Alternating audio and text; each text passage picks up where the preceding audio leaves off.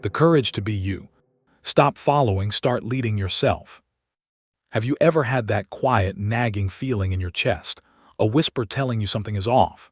You look at your life, the job, the routine, the choices, and feel a strange disconnect, as if you're reading lines from a play written for someone else.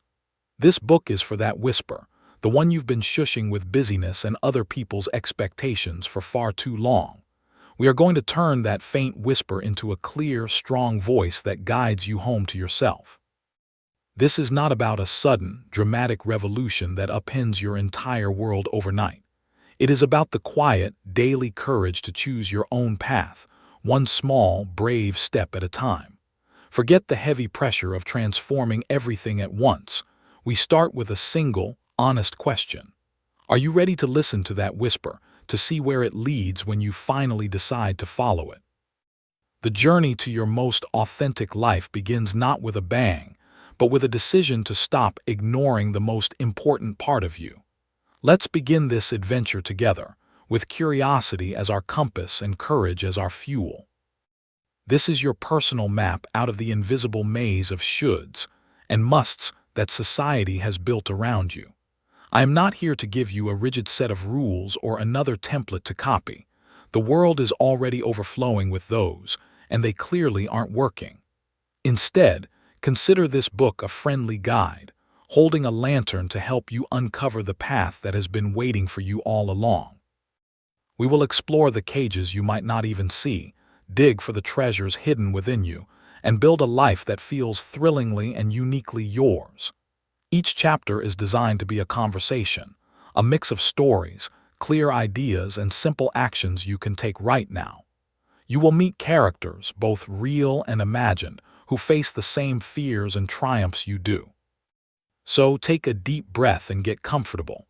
We are about to embark on the most important exploration there is, the journey to becoming the leader of your own wonderful, original life. Chapter 1: The Copy-Paste Life. Let's start with a story about Leo, a graphic designer who felt utterly drained by Sunday evenings. He had a good job at a respected firm, creating sleek websites that looked exactly like every other sleek website. His apartment was decorated in trendy minimalist grays. His wardrobe was full of the essential pieces from online influencers, and his weekends followed a perfect script of brunch and curated hobbies. One morning, staring at another brief asking for a clean corporate aesthetic, Leo had a sudden, jarring thought. His entire life felt like a perfect, beautiful forgery of someone else's masterpiece. He was living a copy-paste life, and the original document, his own desires, was lost somewhere in an unopened folder. This chapter is about recognizing those copy-pasted pieces in your own world, the areas where you followed the template without question. We often do this to feel safe, to belong, to avoid the scary uncertainty of choosing for ourselves. But safety has a price, and that price is the slow fading of your own colorful spirit into a comfortable, neutral beige. The first step to change is simply to see the invisible script you've been handed. Look around at the major pillars of your life, your career path, your relationships, even your free time. How many of these choices were made because you truly, deeply wanted them? How many were made because they seemed like the right, or smart, or normal thing to do? For example, did you pick your career because it sparked a fire in you, or because it promised stability and approval from your family? Do you spend your weekends a certain way because it genuinely recharges you, or because social media tells you that's what a fulfilling life looks like? This isn't about blame or shame, it's about awareness. You can't draw a new map until you know where you currently are. Let's play detective with your own life, not to criticize, but to curiously uncover the facts. This investigation is the first brave act of leadership, assessing the territory you currently command. Imagine your mind as a busy office. In one corner, there's a loud, demanding boss named Expectations. He's constantly shouting orders from memos written by society, your past, and your peers. In another corner, there's a quiet intern named Intuition. She has brilliant, wild ideas but speaks in a soft whisper, easily drowned out. For years, you've been promoted to react to the boss's shouts, running around to meet deadlines that weren't even yours. The copy-paste life is the result of letting that boss run the show on autopilot. Your intuition, your original ideas, never get a chance to present their plans. The cost of this is a deep, subtle boredom, a sense of living a life that is both busy and meaningless. You achieve goals but feel no real thrill. You check boxes but experience no true satisfaction. This dull ache is your soul's way of sending an urgent memo. Please consult the intern. She has the real blueprint. Now let's do a simple but powerful exercise. Take a sheet of paper and draw a line down the middle. On the left side, write my script at the top. Here, list 5 significant parts of your current life, e.g., my job title, my daily routine, my view on success. Briefly describe them as they are. On the right side, write my voice at the top. This side is for your honest, unfiltered feelings. For each item on the left, ask yourself, is this truly mine? Does this feel like me or like I'm playing a part? Don't overthink it. Jot down the first words that come, words like tired, fake, exciting, or mine.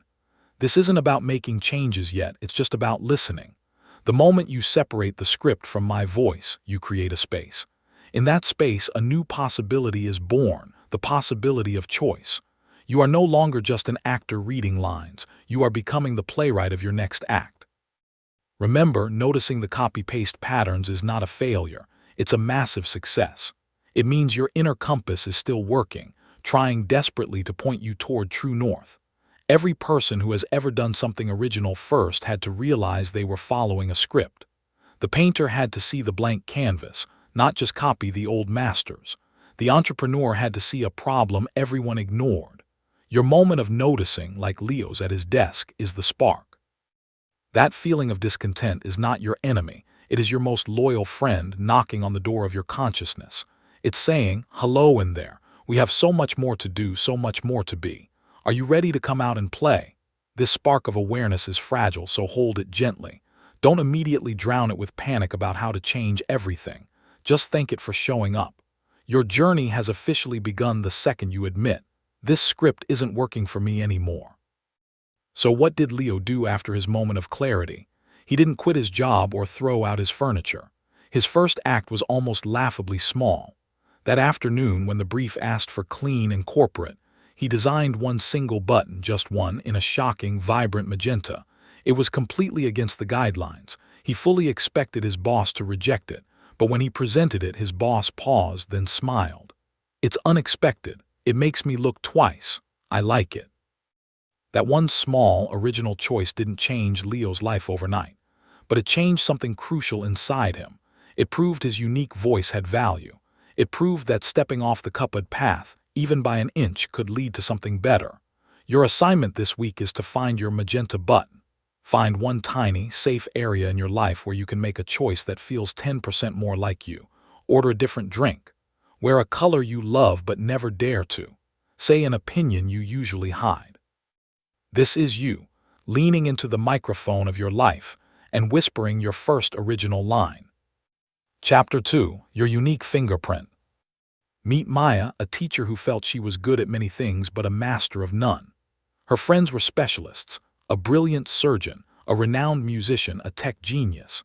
Maya, however, loved gardening, writing funny poems for her students, organizing community potlucks, and understanding ancient history. She called herself a jack of all trades, master of none, always with a hint of apology in her voice. One day, her school faced a crisis. A flood damaged the building and morale was sinking. The surgeon friend couldn't fix it, nor could the musician. But Maya, she organized a cleanup organizer, designed a beautiful "We Will Grow Back" poster artist, wrote a hopeful speech for the assembly writer, and planted new flowers by the entrance gardener. In that moment, she wasn't a failed specialist. She was the unique, multifaceted hero the situation needed. Your combination of talents, passions, and values is your unique fingerprint. No one else in all of history has your exact blend, and that is not a flaw, it's your superpower. We are taught to admire the specialist, the person with one towering skill. But nature doesn't work that way. A forest thrives because of biodiversity, the tall trees, the underbrush, the fungi, the insects. Each has a different role, and together they create an ecosystem more resilient and beautiful than a field of identical plants. You are a human ecosystem. Your love for cooking and trivia and helping people isn't random. It's your personal recipe for contribution. The world's problems are complex. They rarely need a single-note solution. They need people who can connect dots others don't even see, people whose minds are shaped by a unique blend of experiences and interests. Your mixed interests are the very things that allow you to innovate, to bridge gaps, to see solutions that a pure specialist might miss. Stop trying to prune yourself into a single, perfect rose. Embrace being the whole, wild, interesting garden. Let's go on a treasure hunt for your unique blend. First, grab your notebook again. We're going to create your joy catalog. Don't think about skills or what looks good on a resume. Think purely about joy. Make a list of 20 things that have made you feel alive, curious, or completely absorbed in the last few years. They can be tiny. The smell of rain on concrete, solving a tricky puzzle, making someone laugh with a perfect joke, organizing a bookshelf by color, figuring out a guitar riff. There are no wrong answers. Look for patterns in your list. Do you see creating, connecting, solving, exploring, nurturing? These patterns are clues to your core energies. They point to the activities where your authentic self lights up and says, "Yes, more of this, please." This catalog isn't childish. It's the most important business document you own, the business of being you. Next, we dismantle the myth of the single great purpose. This idea that you are born with one destiny and you must find it or live a failed life is terrifying and misleading. You are not a train on a single track heading to one grand station. You are more like a ship on an open ocean. You have a unique character, your values, favorite conditions to sail and your joys, and a set of sails and tools, your talents. Your purpose isn't a single destination. It's the direction you sail and how you sail. Your purpose today might be to bring kindness to your workplace. In 5 years, it might be to build a creative home for your family. In 20, it might be to mentor young people. Your purpose evolves as you do. It's the thread of authenticity that runs through all your different chapters, not the title of the book. This takes the pressure off. You don't have to find the one thing. You just have to be true to your unique fingerprint in whatever you are doing right now. Now let's synthesize this into your core mix. Draw 3 overlapping circles. Label them what I'm good at, what I love, and what the world needs. In the first, list your skills. Even making people feel comfortable is a skill. In the second, list items from your joy catalog. In the third, list small ways you see a need around you, e.g., more laughter, clearer explanations, beautiful spaces. The sweet spot where all 3 circles overlap is your zone of powerful contribution. For Maya, her core mix was creativity, teaching, and community care. That overlap led her to start a neighborhood project where kids paint murals and plant vegetables, using all her loves. Your overlap might be different: logic, design, and helping veterans, or storytelling, fitness, and mental health advocacy.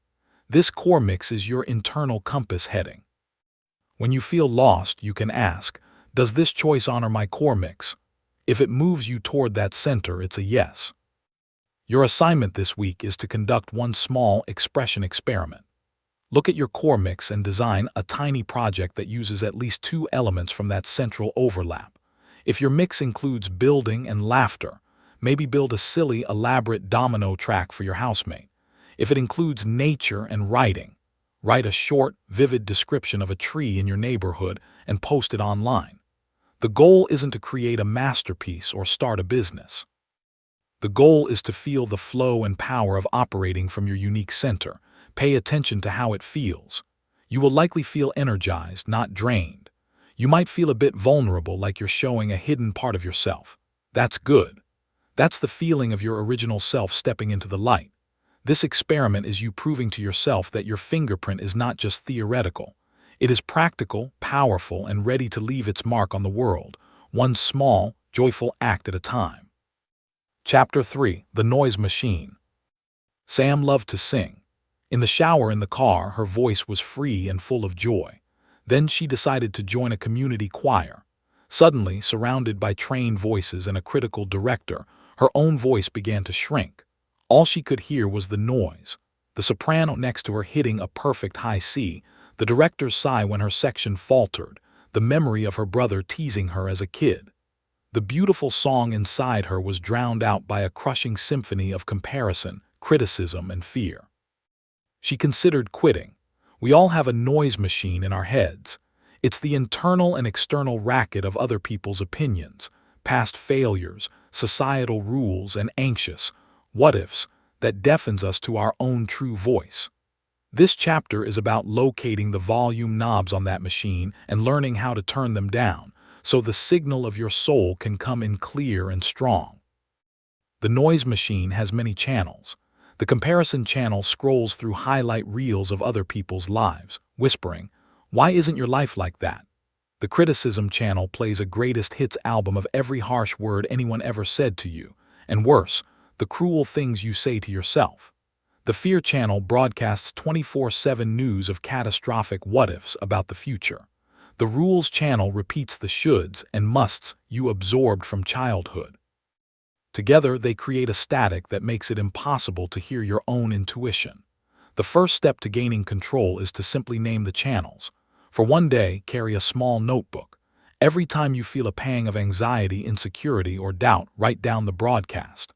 Is it, "You'll look foolish," fear channel? Or, "Sarah is so much more successful," comparison? Labeling the noise takes away its mysterious, overwhelming power. You realize it's just a bad radio station, not the ultimate truth. Once you've named the channels, you can start to change the dial. You can't smash the noise machine, it's part of being human, but you can become the sound engineer of your own mind. For the comparison channel, practice a technique called compare and contrast with compassion. When you see someone's success, instead of letting it diminish you, get curious. Good for her. What about her journey inspires me? Does it actually relate to my path, or is it a completely different story? This shifts you from envy to learning. For the criticism channel, especially your own inner critic, practice giving it a silly name and a funny voice. Call it Grumpy Greg or Negative Nancy. When it says, "You always mess up," you can literally talk back in your head. "Oh, thanks for the hot take, Grumpy Greg, I'm doing my best." This creates separation between you and the critic. It's just a grumpy character, not your boss. The most persistent channel is often fear. Fear feels like a monster blocking the path, but it's really more like a nervous guard dog. Its job is to keep you safe from danger, but it's not very smart. It barks just as loudly at the danger of embarrassment as it does at a real physical threat. Your job is to be the wise owner of the dog. You can acknowledge its one-ung. "I hear you, you're worried about thus." But then you must assess the real risk. Ask, what is the actual worst-case scenario here? If I try this and fail, will I survive? What might I learn? Then, thank the fear for trying to protect you, pat it on the head, and decide to move forward anyway. Courage is not the absence of fear. It's the judgment that something else is more important than the fear. Your dream, your voice, your authenticity, that is what's more important. Now let's build your first inner command center. This is a physical or mental space you design to override the noise machine. Find a quiet spot. Think of a short, powerful phrase that represents your strength. It could be, "I am enough," "My path is my own," "Courage over comfort," or "I choose me." This is your inner command. When the noise gets loud, you don't argue with it. You simply repeat your command like a mantra. Breathe in, breathe out, and say it. You can also create a physical anchor, a specific bracelet you touch, a power pose you stand in for 30 seconds, or a photo that represents your true self. This command center is your psychological home base. The noise will still happen. It's a busy world, but you now have a tool to find your way back to your own frequency quickly. It's your personal volume knob for peace. Sam, our singer, didn't quit the choir. Her expression experiment was to use her core mix of joy and music. Instead of fighting the noise, she made a tiny change. Before practice, she would sit in her car for 5 minutes and sing her favorite song just for herself with the windows up. She reconnected to the pure joy of her own voice. She created an inner command. My voice matters. When the comparison or criticism channels flared up in rehearsal, she would feel for the simple ring on her right hand, take a breath, and think her command. Slowly, her voice began to return, not to outshine others, but to join the choir as her full, authentic self. Your assignment this week is twofold. First, name your top 2 noisy channels. Write them down. Second, create your inner command and a simple anchor. Test them the next time the static rises. This is you taking back control of the airwaves. You are the broadcaster of your own life story, and it's time to start transmitting in your own clear, powerful signal. Chapter 4. Meeting your authentic self without the filter. Imagine a person named Alex. Online, Alex's life was a curated gallery of adventurous travel, gourmet meals, and professional wins. Friends saw a confident, funny, and capable person. But alone at night, scrolling through his own photos, Alex felt a deep hollowness. He felt like a friendly ghost haunting his own life, watching a highlight reel of a stranger. Who was he really when the performance ended? This chapter is about turning off all the filters. The Instagram filter, the good employee filter, the nice friend filter, the responsible adult filter, and meeting the raw, real, unfiltered you. This isn't the best you or the improved you. It's the essential you that exists when no one is watching, grading, or giving likes. It might feel vulnerable, but this is the foundation upon which everything genuine is built. We spend so much time managing impressions that we lose touch with the impression maker. Think of yourself as an onion, a wonderful, complex onion. The outer layers are your roles: employee, partner, child, friend, citizen. Peel those back and you find layers of beliefs and habits you picked up along the way. Peel deeper, past the fears and the desires to please, and you eventually reach the core. This core is your authentic self. It's not defined by what you do, but by how you are. It's your instinctive curiosity, your innate sense of fairness, your spontaneous laughter, your natural pace. It's the part of you that existed before the world told you who to be. To lead yourself, you must know this core intimately. You must be able to distinguish its quiet voice from the loud voices of all those outer layers. This is the most important meeting you will ever schedule, a meeting with yourself. Let's schedule that meeting. Set aside 30 minutes of true solitude. No phone, no distractions. Go for a walk in nature, sit in a quiet room, or find a peaceful corner. Bring a notebook. Start by asking simple, childlike questions and jotting down the first answers that pop up without judgment. What did I love to do for hours when I was 10 years old? What makes me feel completely safe and at peace? When do I feel most in flow, losing track of time? What topics can I talk about with endless excitement? What always feels like a chore, no matter who thinks it's fun? Don't censor. If 10-year-old you loved catching bugs and drawing monsters, write it down. This isn't about crafting an identity. It's about rediscovering the one you already have. The authentic self often speaks in the language of simple pleasures and deep curiosities. Now let's write a letter.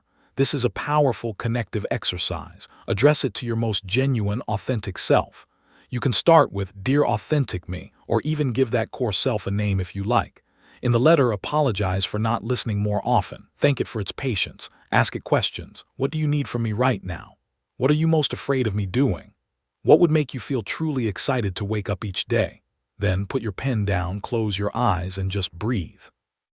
Don't force answers. After a few minutes, switch the pen to your other hand. This engages a different part of the brain, and try to let your authentic self write back. The writing will be messy and childlike. That's perfect. The message isn't in the prose, it's in the feelings and words that emerge. You might be surprised by the simplicity of the response. Rest, play, create, be brave. Remember, your authentic self is not a fixed, perfect statue. It's a living, growing, changing essence. It might love heavy metal at 20 and birdwatching at 40. That's growth, not betrayal. The point is to be in honest relationship with it, whatever it looks like today. Meeting your authentic self is not a one-time event. It's a daily check-in, a gentle, "How are you really feeling about this?" before you make a choice. It's honoring a no when you want to say yes to please others. It's honoring a yes when you want to say no out of fear. This relationship is the cornerstone of self-leadership. You cannot lead a stranger effectively. You must know your team's needs, desires, and limits. In this case, you are the team. The better you know and honor your core self, the more integrated, energized, and powerful your leadership becomes. Alex's turning point came during a power outage. Stuck in the dark silence with no Wi-Fi, he felt anxious, then bored. He found an old sketchbook and by candlelight started doodling silly cartoons, something he hadn't done since college. He lost an hour laughing to himself. In that flickering light, with no one to perform for, he met a part of himself he'd forgotten, the playful, silly doodler. It felt more real than any perfect photo he'd ever posted. Your assignment this week is to have your power outage. Create 30 minutes of filter-free time. Do the questioning exercise and write the letter. Then, based on what you learn, do one thing purely for that authentic core. If it said play, build a blanket fort. If it said quiet, sit and stare out a window. This is not a waste of time. This is the most productive work you can do, reestablishing contact with the source of all your originality, energy, and joy. Welcome home. Chapter 5. The Power of Your Weird. Alina worked in a very serious, gray-suited finance office. She was excellent at her job, but she had a secret. She was obsessed with the history of fonts. She could talk for hours about the rebellion of Helvetica or the friendliness of Comic Sans. She hid this passion, fearing her colleagues would find it bizarre and unprofessional. One day, during a brutal, stalled meeting about a dull client report, the team was stuck on how to make it engaging. On a whim, Alina timidly suggested, "What if we used a friendlier font and slightly more conversational language? It might lower their defenses." She held her breath, expecting laughter. Instead, her boss looked intrigued. "Show me." Alina's weird knowledge became the key that unlocked a new, successful approach for the entire team. Your quirks are not embarrassing glitches. They are your unique access codes to creative solutions. What do you call weird? Is it your encyclopedic knowledge of 80s cartoon theme songs? Your ability to imitate bird calls? Your compulsion to organize grocery shelves when you see them messy? Your fascination with abandoned places? We are taught to sand down these rough, peculiar edges to fit into smooth social holes. But in doing so, we discard the very tools that make us distinctive problem solvers. The weird is often just a natural intelligence or sensitivity expressing itself in a specialized way. Your love for organizing isn't a disorder. It's a talent for creating order from chaos. Your obsession with a niche hobby isn't a waste of time. It's a deep dive into a system that teaches you about patterns, history, and detail. Your weird is your intellectual fingerprint, and it contains hidden strengths waiting to be applied. History is filled with weird people whose peculiarities changed everything. Steve Jobs' obsession with calligraphy and design aesthetics seemed irrelevant to computers, but it led to the beautiful typography that made Macs revolutionary. Agatha Christie's extensive knowledge of poisons, gleaned from her work in a pharmacy, became the cornerstone of her legendary mystery novels. They didn't hide their weird. They followed its trail, trusting that their unique lens would reveal something others couldn't see. Your weird is your personal lens. It focuses your attention on details others ignore and connects ideas in novel ways. The goal is not to become less weird to be accepted. It's to become more skillfully you, applying your unique perspective to the challenges and opportunities in your path. Your difference is your potential for contribution. Let's bring your weird into the light for a celebration. Take out your notebook and title a page "My Superpower Quirks." List at least 5 things about you that feel odd, niche, or overly specific. Don't judge them as good or bad, just list them. For each one, ask 2 questions. What skill does this hint at? E.g., font knowledge hints at visual communication and psychology, and where has this helped me before, even in a small way? E.g., I picked the perfect font for my friend's wedding invite and she loved it. This reframes your weird from a shameful secret to a catalog of specialized tools. You are building an inventory of your unique assets. Seeing them listed objectively helps you realize they are not flaws, they are features. They are the pre-installed software that came with your particular model of human. This week, your assignment is to perform a weirdness deployment. Choose one item from your superpower quirks list. Find one small, safe situation in the next 7 days where you can intentionally use that quirk. If your quirk is remembering random facts, share a relevant, interesting one in a conversation. If your quirk is making sound effects, lean into it while telling a story to a close friend. If your quirk is noticing tiny aesthetic details, compliment someone on a specific, overlooked part of their outfit. The goal is to express that part of yourself on purpose and observe what happens. Most likely, you'll get a positive reaction, a laugh, a spark of interest, a "wow, I never noticed that." This positive feedback is crucial. It rewires your brain to stop seeing your weird as a liability and start seeing it as a gift that can connect you to others and enhance your environment. Alana didn't become the font lady in a mocking way. She became the go-to person for communication strategy. Her weird knowledge gave her a unique edge. She started a small internal newsletter about clear communication, using her passion to benefit her whole department. Your weird, when owned and offered, does the same thing. It signals to the world that you are confident in your own skin. It attracts the right people, those who appreciate originality, and filters out those who demand conformity. This week, when you deploy your quirk, stand tall. Don't apologize or make a self-deprecating joke beforehand. Just offer it as a natural part of the conversation. This simple act is a profound statement of self-leadership. You are saying, "This is a part of me. I'm not hiding it anymore." In that moment, you are not following anyone's template. You are writing a new, more interesting rule. Authenticity is the most compelling format of all. Chapter 6. Your Values, the Unshakable Core. Think of a ship in a storm. The wind howls, the waves crash, the sky is black. What keeps the ship from being tossed onto the rocks or blown off course? It's the anchor deep below the chaotic surface, holding firm to the seabed. In the storm of life, the pressures, the opinions, the crises, the endless choices, your values are that anchor. They are your unshakable core, the non-negotiable principles that give your life weight, direction, and integrity. Without clear values, you are a ship adrift, pushed by every passing wind of trend, fear, or other people's demands. This chapter is about lowering your anchor. It's about identifying the 4-5 principles that are so essential to who you are that violating them makes you feel sick, while honoring them makes you feel strong and at peace. So what exactly are values? They are not goals. Being successful is a goal. Being honest is a value. Getting married is a goal. Being loving is a value. Values are your guide for how you want to behave on the journey regardless of the destination. They are words like integrity, adventure, family, growth, creativity, compassion, freedom, excellence, security, contribution. They are the lighthouse by which you steer. When you face a tough decision, big or small, you can ask, which choice best honors my core values? The answer might be difficult, but it will be clear. Choosing based on values reduces regret. You might not always get the outcome you want, but you will always get the integrity you need. Living in alignment with your values is the definition of an authentic life.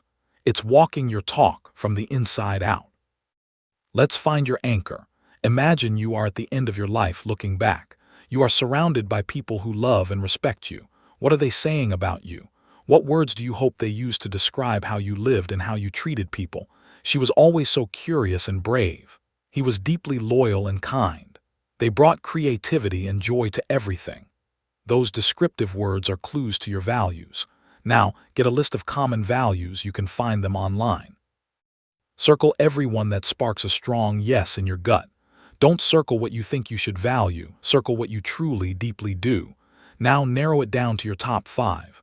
This is hard but necessary. Ask, if I could only live by 3 principles for the rest of my life, what would they be? This forces you to find your non-negotiables. Write these 5 down. These are your anchors. With your top 5 values in hand, it's time for an alignment check. Look at your current life, your job, your key relationships, how you spend your free time, how you handle stress. On a scale of 1 to 10, how aligned is each major area with each of your top values? If one of your values is growth, but your job offers no learning opportunities, that's a low alignment score. If family is a top value, but you're consistently working late and missing dinners, that's a misalignment. This isn't to make you feel guilty, but to create a clear map of where you are living out of sync with your core. Misalignment is the source of that persistent feeling of being off, even when nothing is technically wrong. The stress comes from your soul trying to tug you back toward your true north. This checkup gives you data, not drama.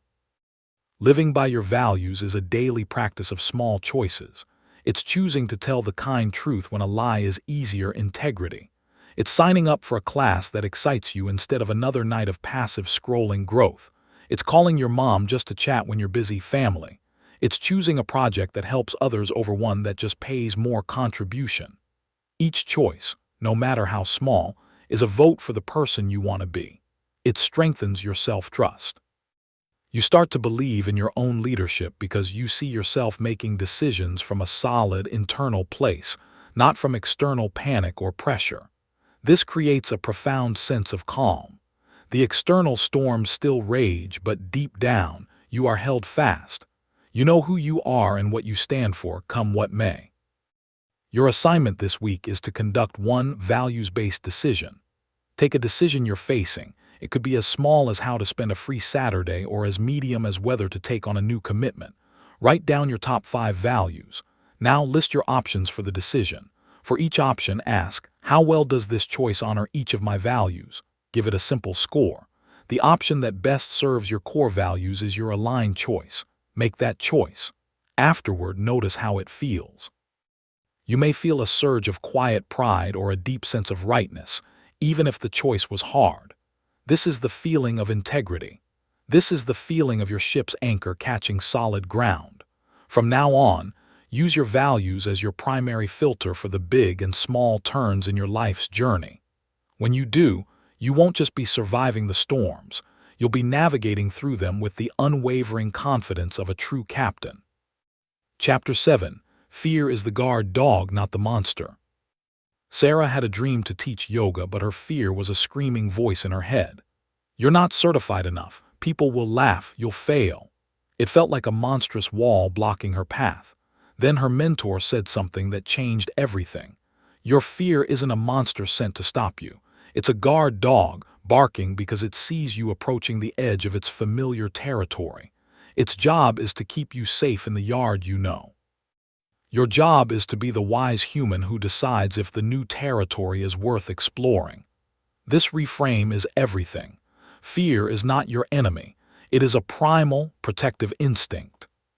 The problem isn't the feeling of fear. It's letting the guard dog become the master of your decisions.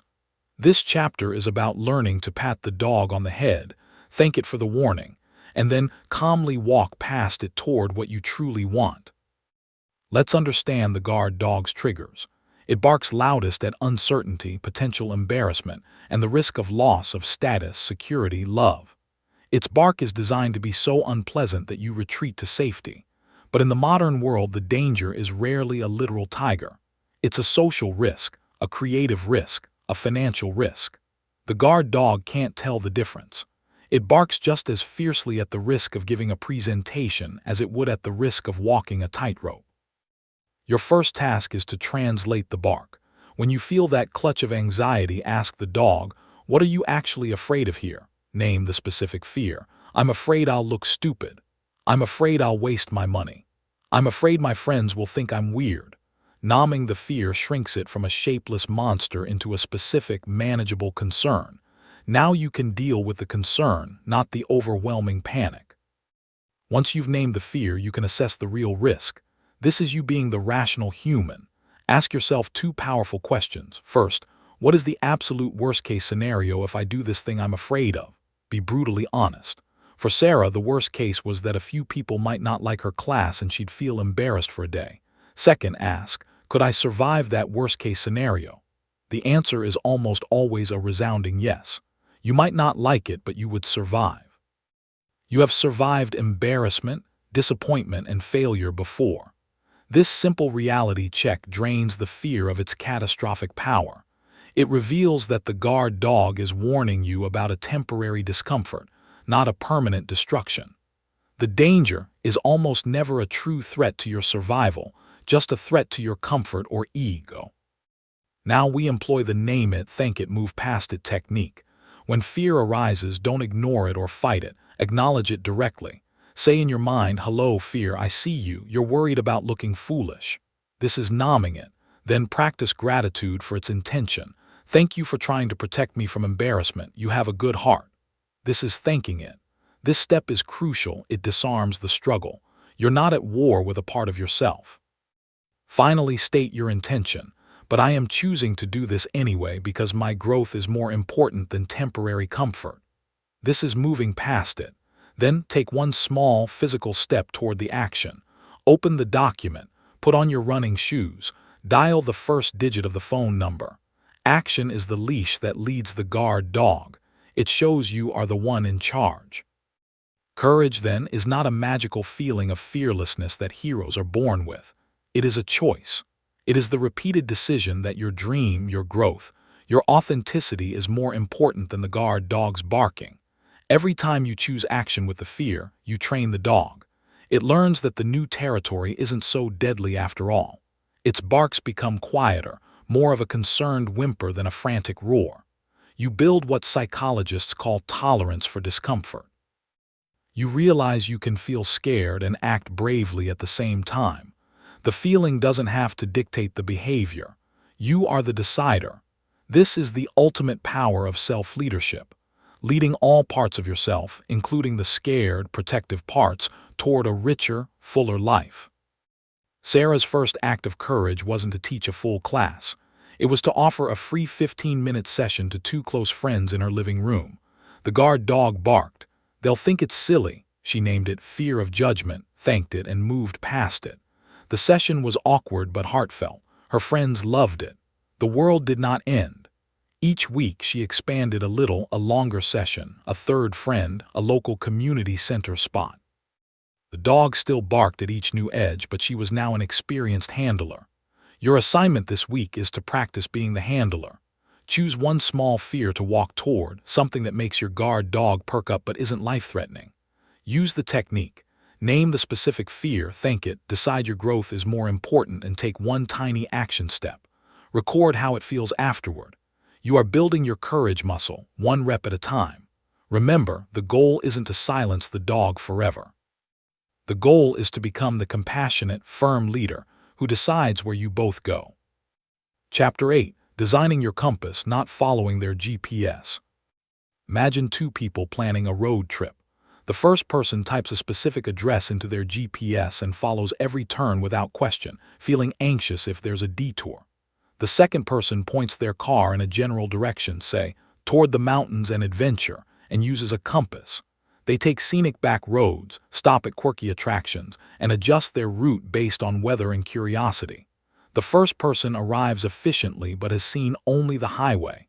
The second person has a story. Life is the same. Most of us are handed a GPS with pre-programmed destinations. Graduate, get job, get married, buy house, retire. This chapter is about throwing out that rigid GPS and designing your own personal compass. Your compass points to a direction like creativity or service or freedom, not a single fixed point. This allows for a dynamic, responsive, and infinitely more interesting journey. Goals are like GPS coordinates. They are fixed, binary endpoints. You either achieve them or you don't. Lose 20 pounds, get a promotion, buy a house. When we fail to hit a precise goal, we feel like failures.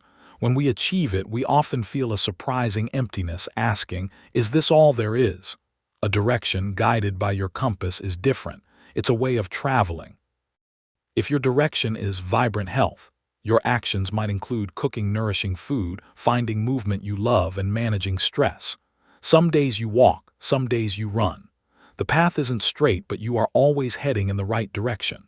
This approach is forgiving, adaptable, and focused on the quality of the journey itself. It aligns with your core mix and values from previous chapters.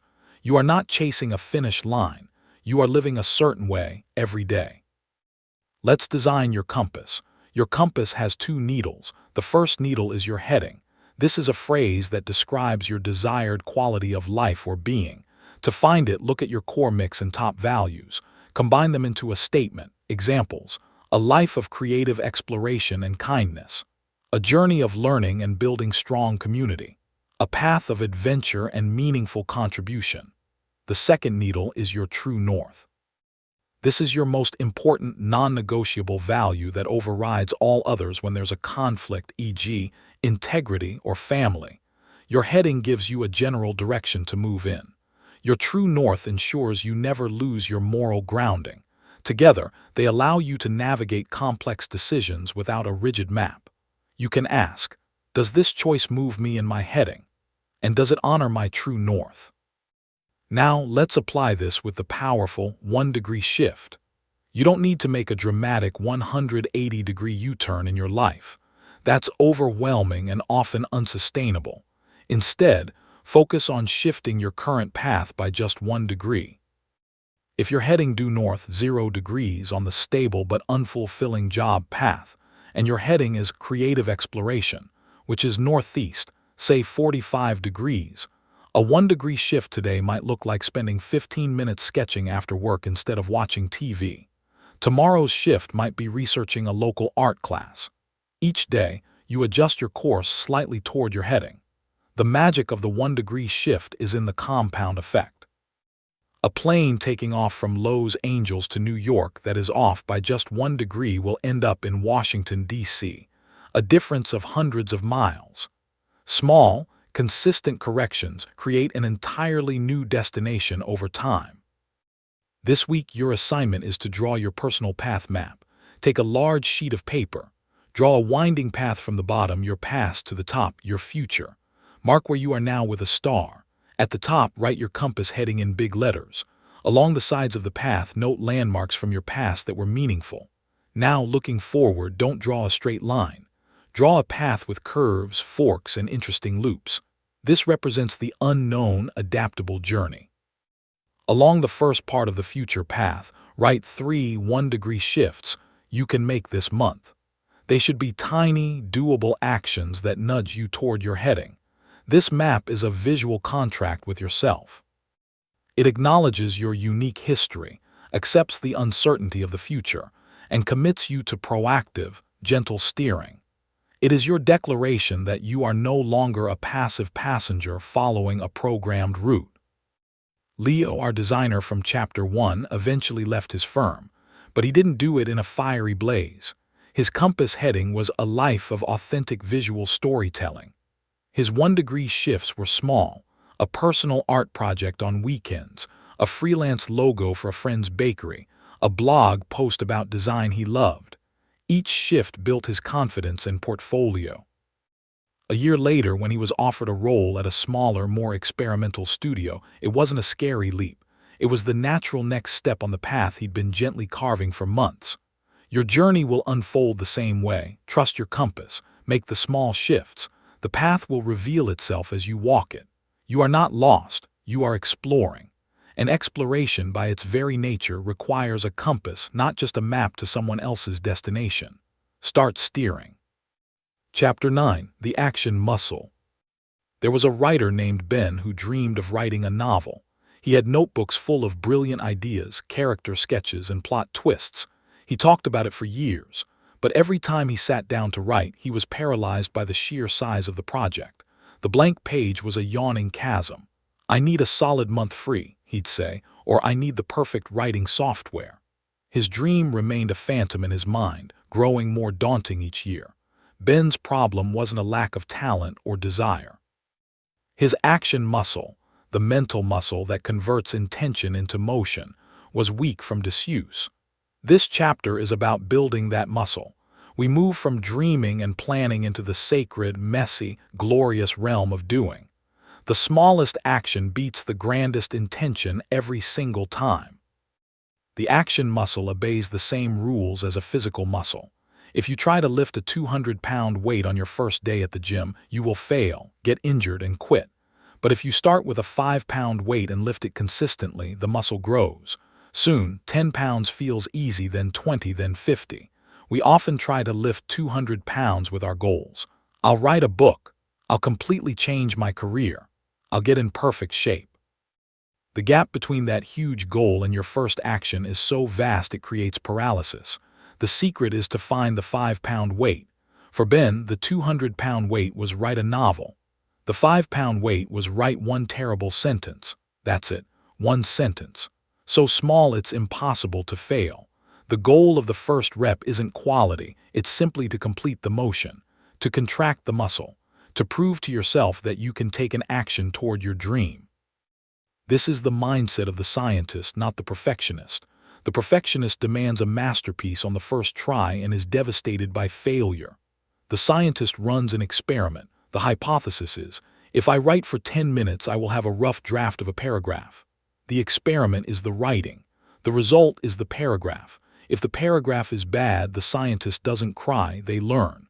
My dialogue needs work. Next experiment, I'll read a book on dialogue. This removes the crushing weight of personal judgment. You are not your output. You are a curious explorer testing methods. Every failed experiment yields data that informs the next, better one. This mindset makes action feel safe, even playful. Your job is not to be brilliant. Your job is to be curious and consistent. Brilliance is a byproduct of enough repeated, learning-focused action. Let's launch your first official experiment, the 7-Day Choose You Challenge. For the next 7 days, you will perform one tiny 5-minute action each day that aligns with your compass heading. The rules: 1. It must take 5 minutes or less. 2. It must be so easy you can't say number 3. It must be done at a specific time you set the night before. Examples: Day 1. Spend 5 minutes researching that class you're curious about. Day 2. Tidy one small corner of your desk to create a creative zone. Day 3. Write 3 ideas for a side project. Day 4. Do 5 minutes of a workout video. Day 5. Reach out to one person in a field you admire with a short, genuine compliment. Day 6. Create a simple playlist that motivates you. Day 7. Review your week and celebrate completing the challenge. The point is not the outcome of each action. The point is to prove to your brain, 7 days in a row, that you are someone who follows through on tiny promises to yourself. Momentum is a physical law. An object in motion tends to stay in motion. Your first tiny action creates a tiny bit of momentum. The second action adds to it. By day 7, you have a small but real forward motion. You've also collected data. Which actions felt exciting? Which felt like a drag? This tells you more about your true interests. Perhaps research the class was fun, but tidy the desk felt like a chore. Good. Now you know to incorporate more research and learning into your path. This challenge rebuilds your self-trust. Every time you complete a micro-action, you send a message to your subconscious. My word matters. I do what I say I will do. This is the foundation of internal leadership. You become your own reliable captain, not a wishful dreamer. The feeling of integrity and capability that comes from this is more valuable than any single outcome. Ben finally wrote his novel. He started with the one terrible sentence rule. Some days that's all he wrote. Other days, one sentence turned into a paragraph. He tracked his progress not by word count, but by days I showed up. His motto was, don't write a novel, just write today's sentence. After 300 days of tiny actions, he had a draft. Your assignment is to begin the 7-day challenge today. Decide on your first 5-minute action right now and schedule it for a specific time tomorrow. Set a phone reminder. When the time comes, drop everything and do it. No negotiation. This is you building the most important muscle you have, the muscle that turns your inner compass into outer miles traveled. The journey of 1,000 miles begins with a single step, yes, but more importantly, it continues with the second step and the third. Build the muscle that takes those steps, no matter how small, and there is nowhere you cannot go. Chapter 10. Leading your own life day by day. Picture a king or queen. When they wake up, their day isn't ruled by random emails or other people's urgent demands. They have a court, a schedule, priorities for their kingdom. They lead their day. Their day does not lead them. You are the sovereign of your own life. Yet, how often do you hit the ground running, reacting to notifications, putting out other people's fires, and collapsing at night wondering where the day went? This chapter is about moving from reactivity to sovereignty. It's about designing your days from the inside out, so that your time, energy, and attention, your kingdom's most precious resources, are spent building the life you want, not putting out fires in someone else's castle. It starts the moment you wake up. The first hour of your day is the rudder for the entire ship. If you grab your phone and dive into the world's chaos, you let other people's agendas set your tone. Instead, design a morning anchoring ritual. This is 20-60 minutes for you before you serve anyone else. It doesn't have to be complex. It could be 5 minutes of silence with your coffee, 5 minutes of journaling, writing 3 things you're grateful for or your intention for the day, 10 minutes of light stretching, and 5 minutes reviewing your top priority for the day. This ritual does 3 things. It centers you in your body, it connects you to your intentions, your compass, and it puts you in the driver's seat. You start the day proactively leading, not reactively following. You are programming your own operating system before the world tries to install its bloatware. The next key skill of a sovereign is the powerful, graceful no. Every time you say yes to a request that doesn't align with your values or priorities, you are saying no to your own time, energy, and dreams. You are donating your kingdom's resources to another ruler's cause. Learning to say no is not about being rude. It's about being clear on your boundaries so you can say a full-hearted yes to what truly matters. Practice a gentle but firm template. Thank you so much for thinking of me.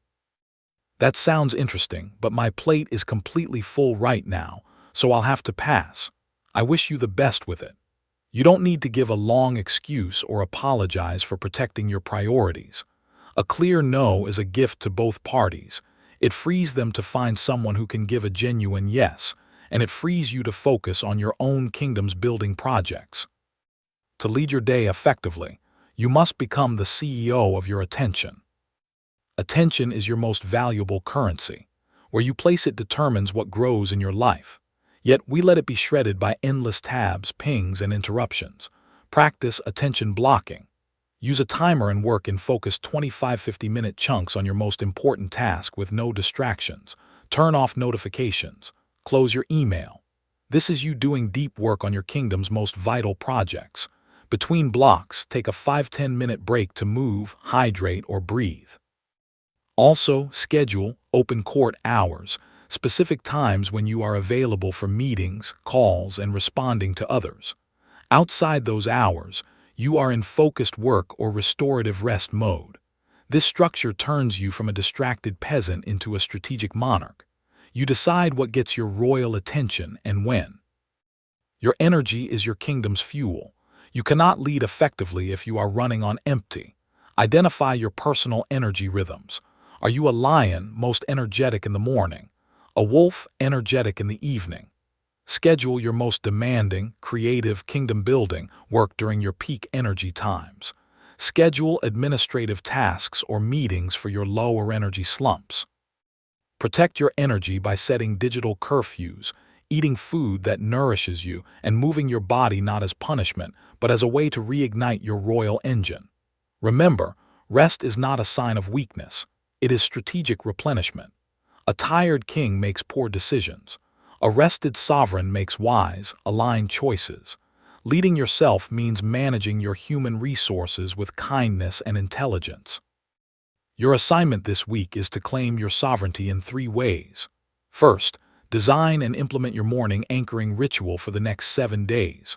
No phones until it's complete. Second, practice saying one graceful no to a request that doesn't align with your priorities. Use the template. Third, conduct one 25-minute attention block on your most important personal or professional project. Notice how these practices make you feel. You will likely feel more in control, less frazzled, and more respectful of your own time and dreams. This is the daily practice of self-leadership. It's not a single grand declaration. It's the quiet, consistent act of ruling your own hours with intention. When you lead your days, you inevitably build the life you were meant to lead. The kingdom of your life is waiting for its true ruler to take the throne. That ruler is you. Chapter 11. Building your tribe of supporters. Imagine a lone tree on a windswept hill. It stands strong, but it is twisted and strained from fighting every storm alone. Now imagine that same tree in a dense forest. The trees intertwine their roots underground and support each other against the wind. They share nutrients. They thrive together. You are that tree. Trying to be original in total isolation is a hard, lonely fight. This chapter is about moving from a lone tree mentality to cultivating your forest, your tribe of supporters. These are the people who don't just tolerate your authenticity, they celebrate it. They cheer for the real you, not the version you perform. They are the shelter and the nourishment that allows you to grow tall and strong into your full, unique shape. The first and most important member of your tribe is you. You must become your own best friend and loudest supporter. How do you talk to yourself when you make a mistake? Is it with the harshness of a cruel critic or the kindness of a compassionate coach? Your inner dialogue sets the tone for all other relationships. Practice self-compassion. When you stumble, talk to yourself as you would to a dear friend. It's okay. That was hard. What can we learn from this? Celebrate your tiny wins. Be proud of your courage. This internal friendship is non-negotiable. If you are constantly betraying and criticizing yourself internally, you will either attract people who do the same, or you will push away healthy supporters because their belief in you feels foreign and uncomfortable. Building your external tribe starts by solidifying the relationship within. Next, we conduct a tribe audit. Take a piece of paper and draw 3 circles like a target. In the center circle, write my core tribe. These are the 3-5 people you can be 100% yourself with, who energize you, and who genuinely want the best for the real you. In the middle circle, write my companions.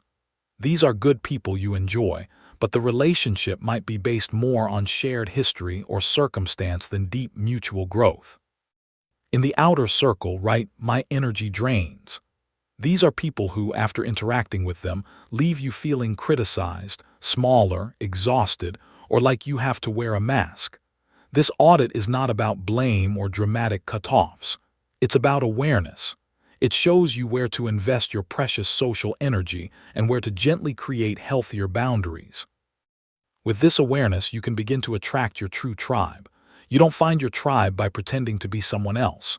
You attract them by bravely being yourself, one piece at a time. When you share a quirky opinion, pursue a weird hobby, or set a new boundary, you send up a flare. The right people see that flare and think, my people. The wrong people may drift away, and that's okay. They are making room.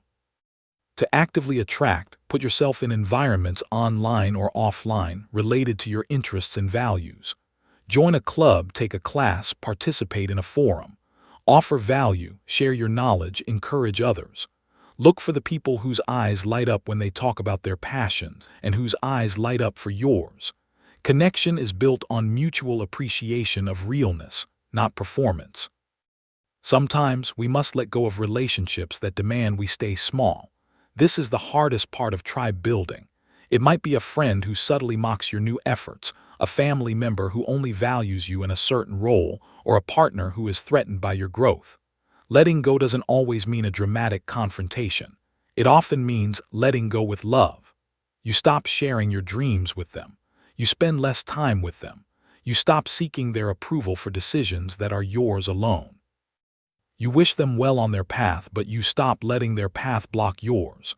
This creates a sacred space, both in your schedule and in your heart, for new, supportive connections to grow.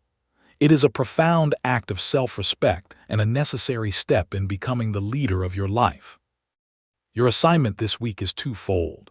First, practice being your own best friend. For one day, narrate your inner dialogue with kindness.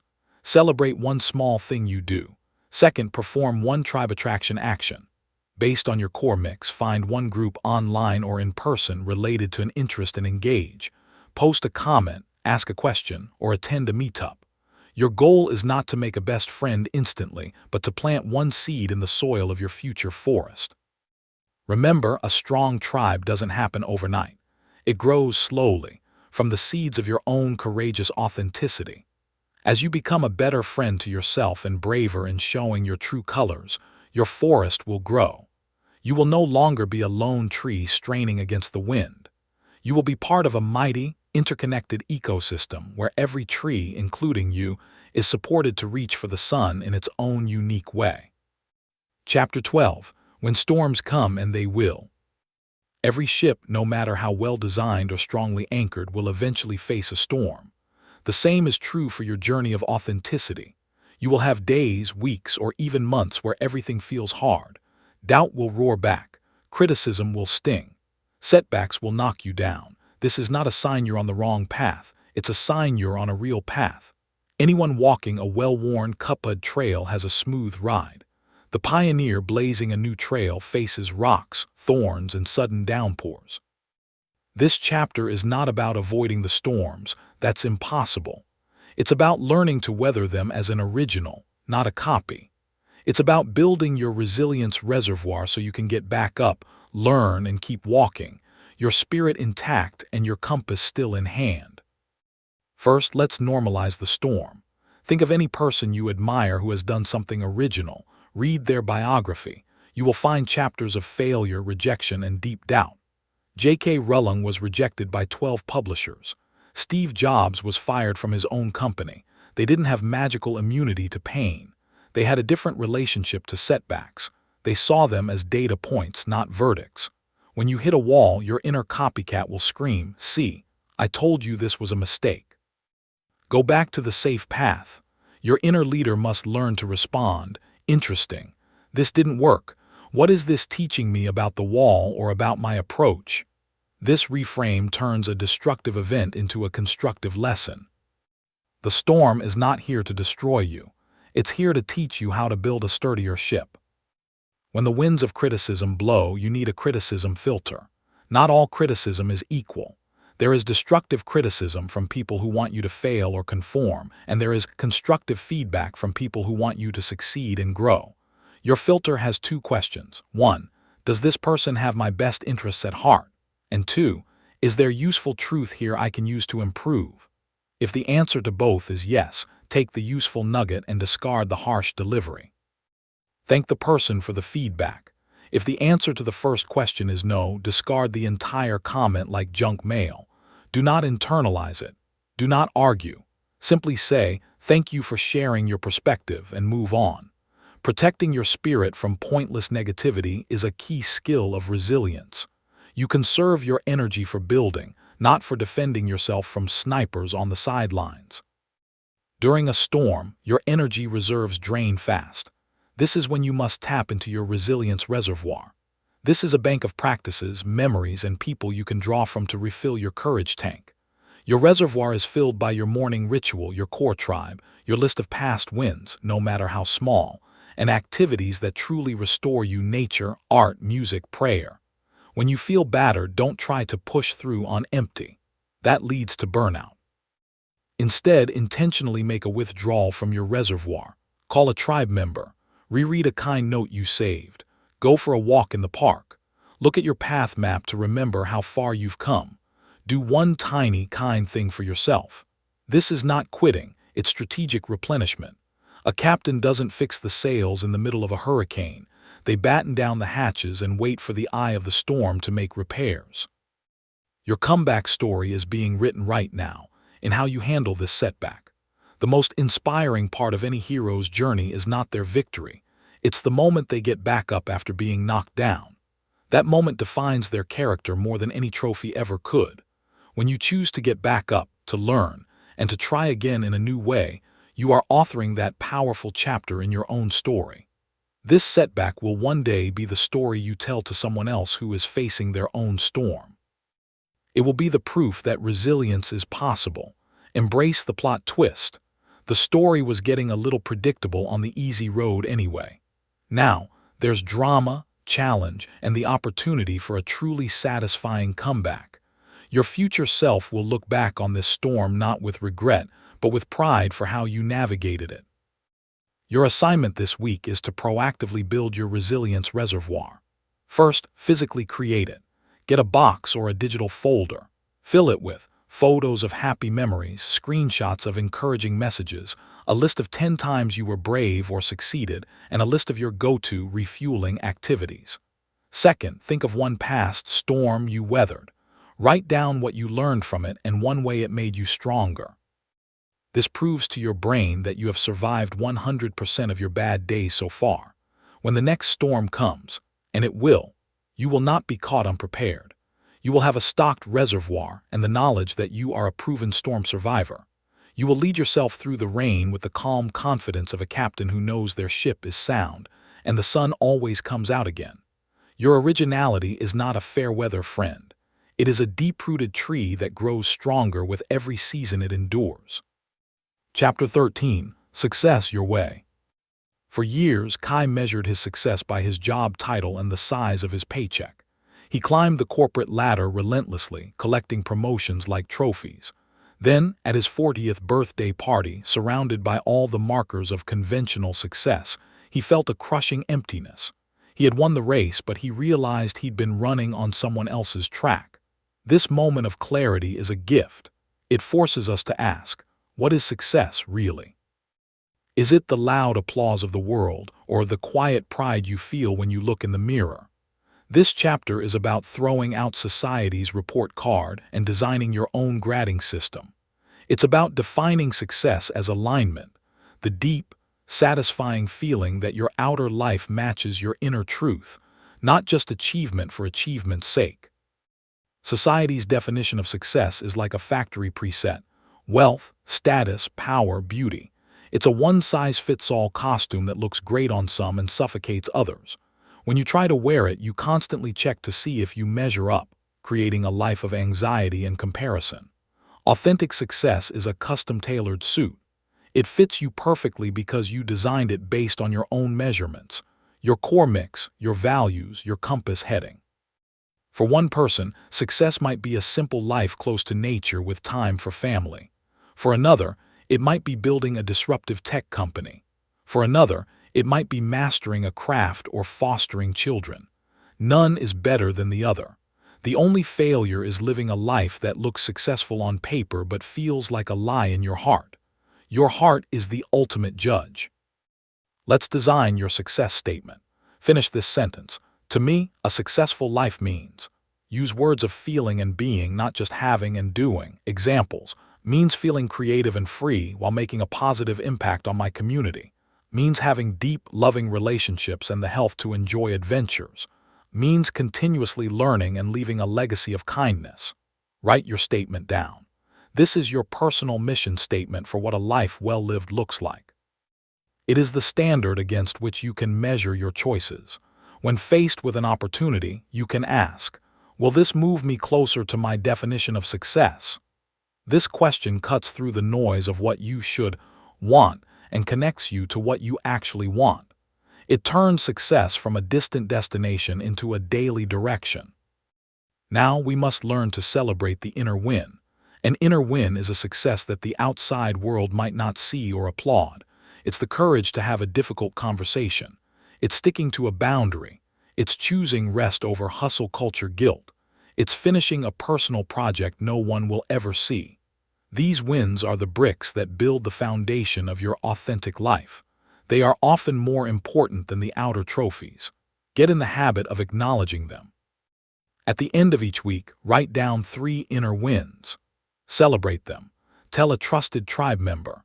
This practice trains your brain to value integrity and growth over external validation.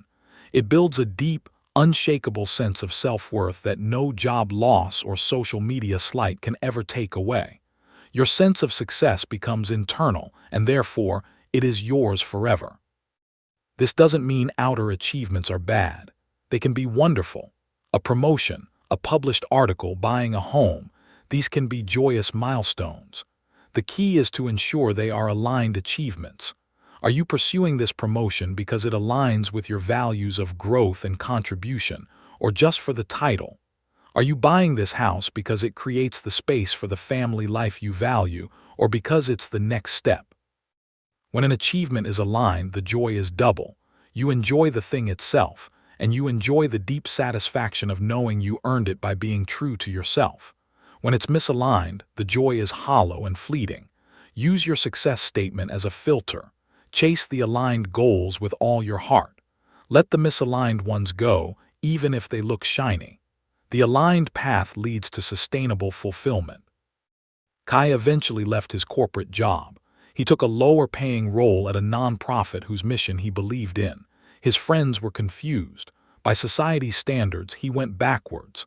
But Kai felt, for the first time, that he was moving forward on his own path. His success statement was, "To use my skills to help others and have enough time and peace for my family and my music." His new life was a direct match. Your assignment this week is to write your success statement. Post it where you can see it. Then review the last month. Identify one inner win to celebrate and one aligned achievement, big or small, that you're proud of. Finally, look at one goal you're currently chasing. Ask it the alignment question. This process begins the vital work of internalizing your success metrics. From now on, you are not running someone else's race. You are exploring your own magnificent, custom-designed path, and every step on it is a success. Chapter 14. The Ripple of Being You. Imagine dropping a single pebble into a still pond. The impact seems small, a tiny splash, a few ripples close by, but those ripples expand, traveling outward in perfect circles, touching the far edges of the pond. Your choice to live authentically is that pebble. The splash is the immediate joy and freedom you feel. The ripples are the invisible, powerful impact you have on everyone around you and ultimately on the world.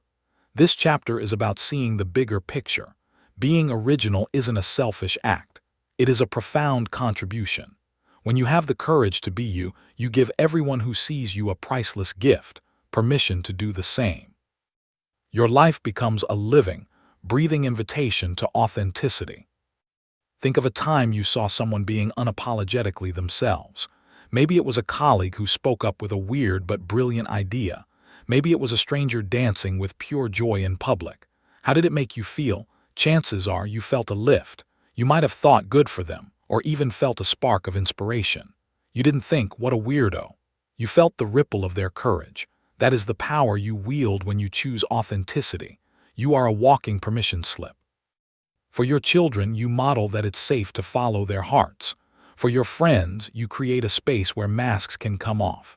For your colleagues, you demonstrate that new ideas are welcome. Your courage creates a safe harbor for others to dock their own true selves. This is leadership in its purest, most generous form. Your legacy will not be the things you accumulated or the titles you held. Your true legacy will be the echo of your character in the lives you touched. It will be the friend who started painting because you cheered for her first messy attempts. It will be your child who chooses a passion over a paycheck because they saw you do it. It will be the community that became a little kinder because you showed up with consistent compassion. This kind of legacy is built in quiet moments of choice, choosing kindness over gossip, choosing creativity over cynicism, choosing courage over comfort. Each choice is a brick in a monument that outlasts you. When you live aligned with your core, you plant seeds of possibility in the gardens of other people's minds. You have no idea how far those seeds will travel or what they will grow into. The world does not change through a few loud, famous people telling everyone what to do.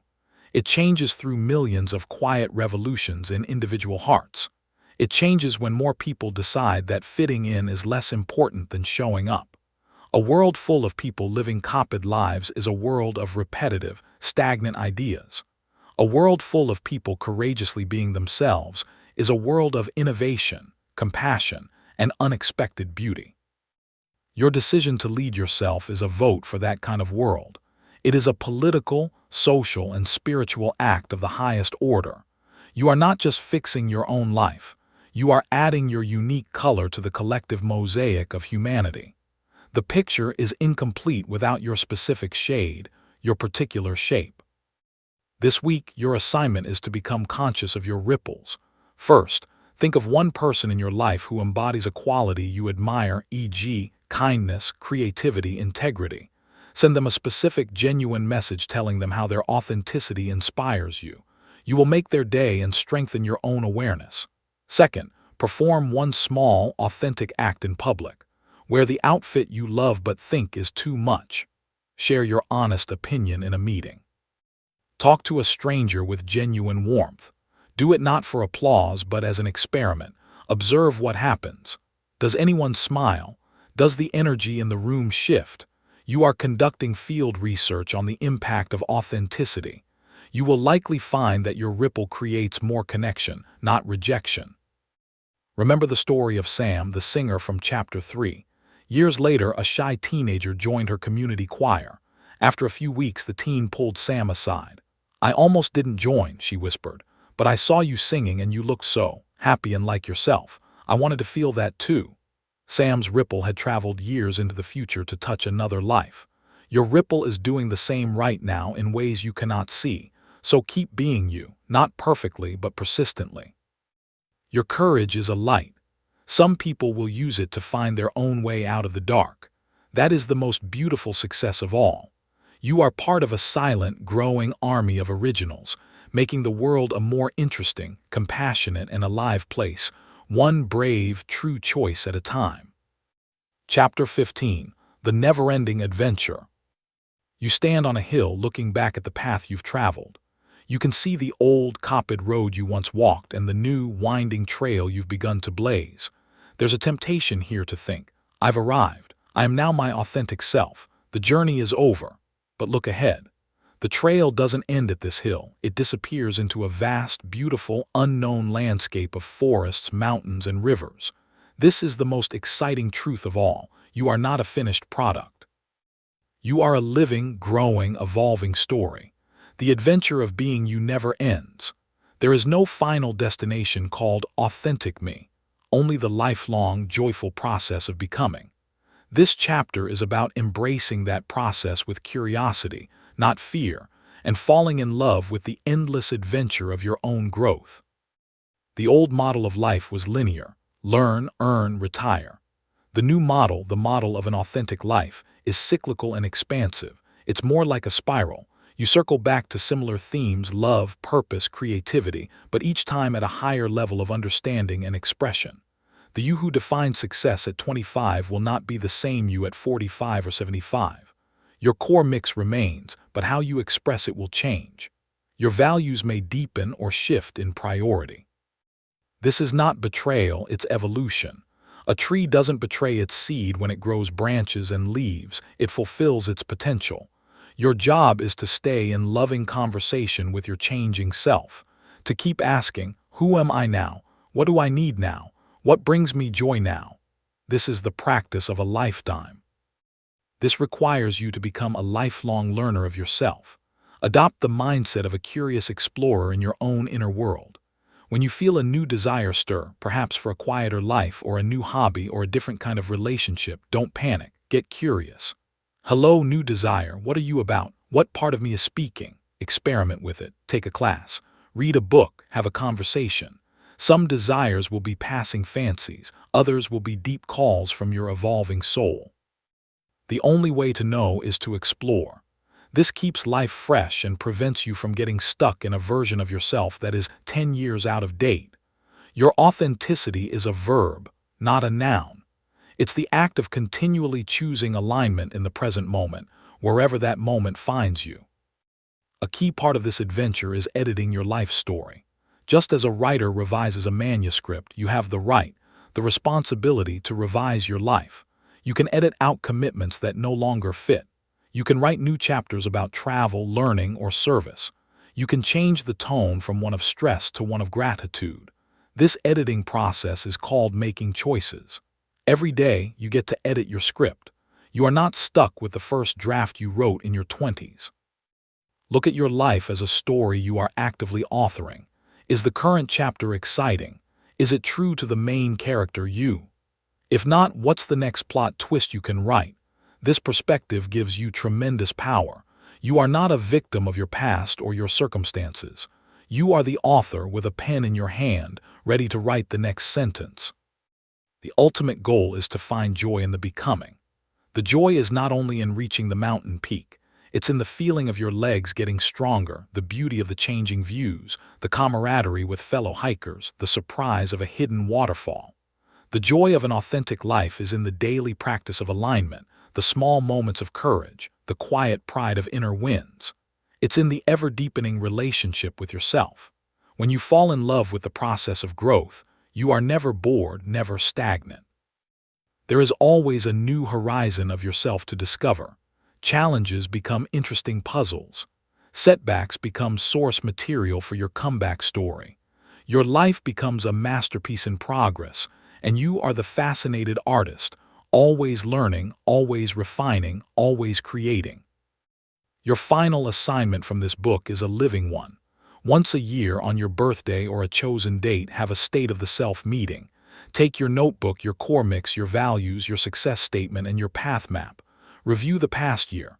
What did you learn? How have you grown? What felt aligned? What felt off? Then look ahead. Gently update your documents. Is your compass heading the same? Does your success statement need a tweak? Draw the next section of your path map with a few 1-degree shifts for the coming year. This annual ritual is how you stay the conscious captain of your never-ending adventure. It ensures you are always leading yourself, not following a ghost of who you used to be. The journey continues. The path is yours. The adventure is lifelong. And you, brave traveler, are just getting started. Now go live your original, ever-unfolding story. Conclusion: the song is yours to sing. Look how far you've come.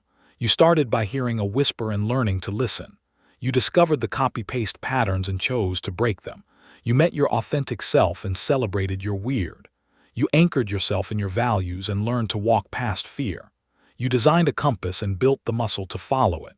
You became the sovereign of your days and cultivated a tribe. You weathered storms and redefined success.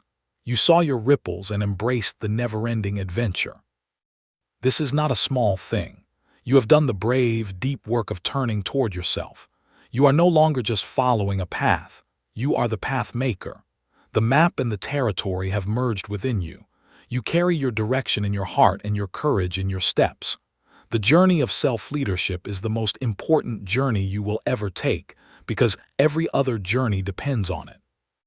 So what now? The book ends, but your story does not. This is not a goodbye, but a go forth. You have the tools, the awareness, and the growing courage. The world does not need another copy. It needs your voice, your perspective, your unique solution, your particular kind of love. It needs the song that only you can sing. Some days you will sing it strong and clear.